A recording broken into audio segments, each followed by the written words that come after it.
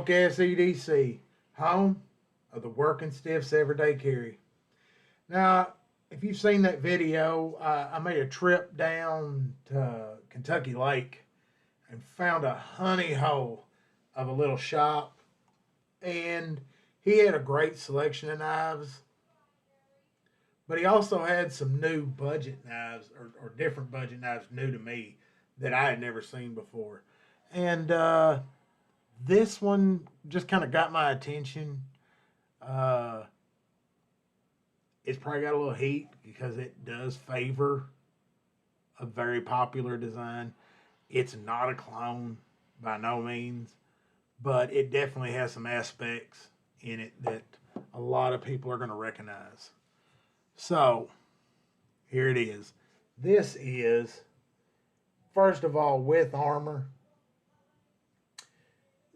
It's a little bit of a story because I had to go. I bought this just off of, honestly, what it looked like. And I think everybody knows what that looks like. But if you don't, yeah, it's got a lot in common. Now it's smaller.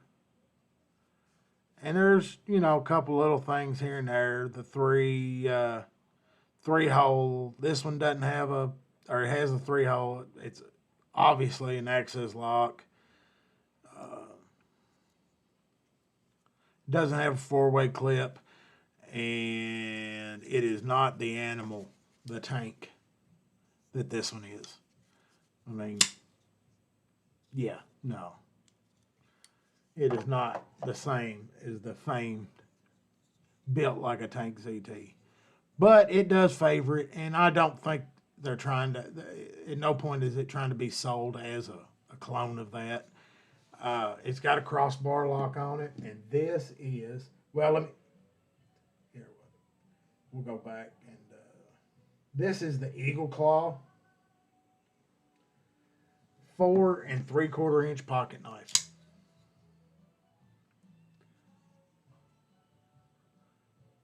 .440 coated steel.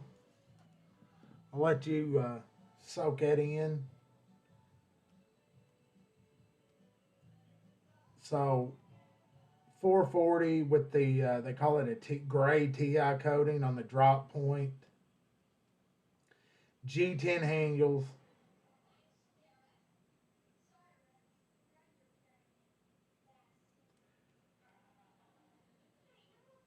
Looking through here, let's see, the access lock, the handle length is right at 4.75, 440 steel, G10.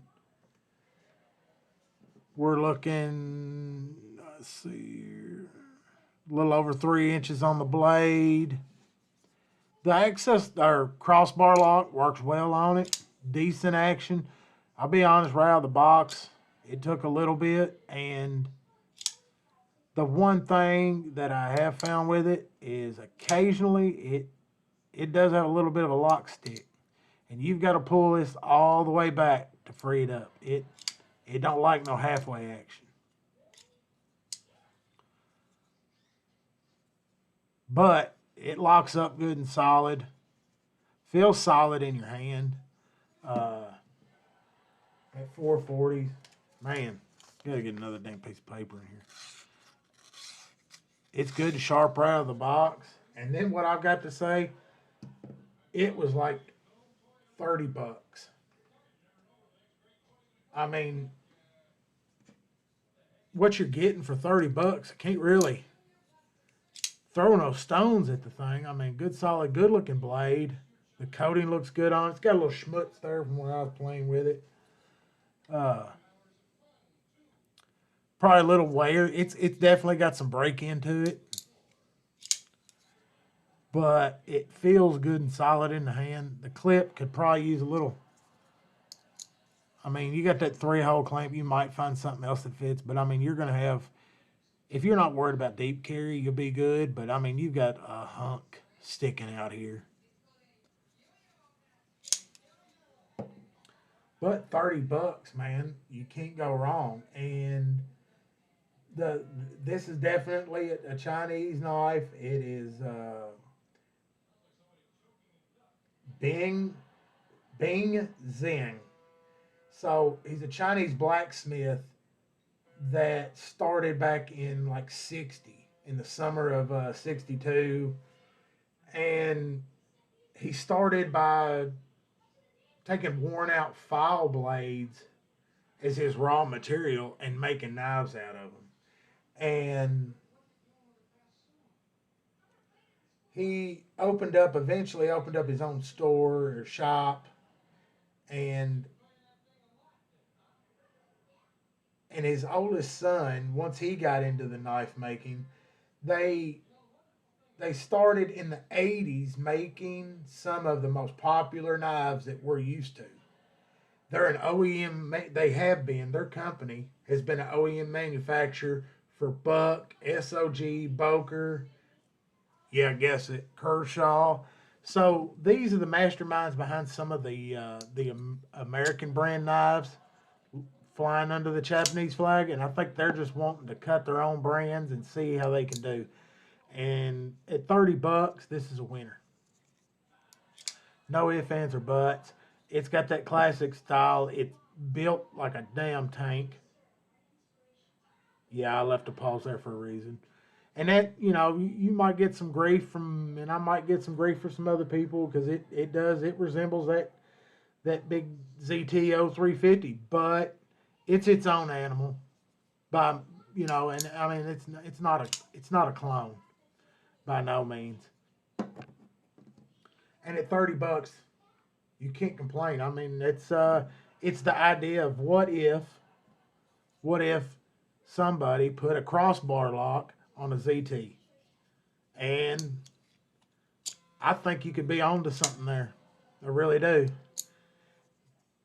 ZT, take notice of that, because I think you could do it better. But man, we'll see how it carries on.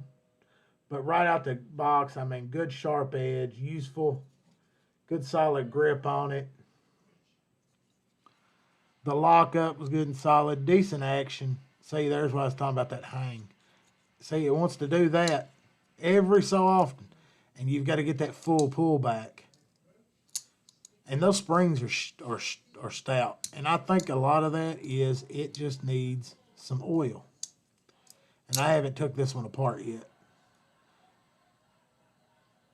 But see, good straight blade alignment. And this has probably been sitting for Lord knows how long on the shelf. Because only ignorant asses like me want to buy something like this usually. But I got it for right at $28. So I'm telling you, man, that guy is selling stuff cheaper than you can get it. Look at that. I wonder if I've knocked something loose in there. No, it's locked up.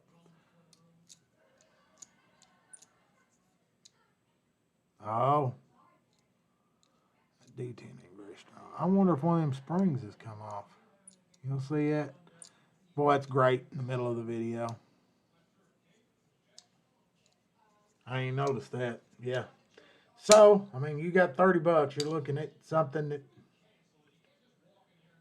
going to be interesting. I don't know if I'm going to really suggest that one with that little tidbit, but I mean, it locks up good and solid. If you want something that's going to be a good tinker for you and bringing around something odd, it's for you. $30 with Armor knives. I might check out a couple more of theirs. We'll see. Like and subscribe. Leave a comment. Hey, I'm pulling them these out of the junk. If you don't like them, let me know. Stay sharp. Stay safe.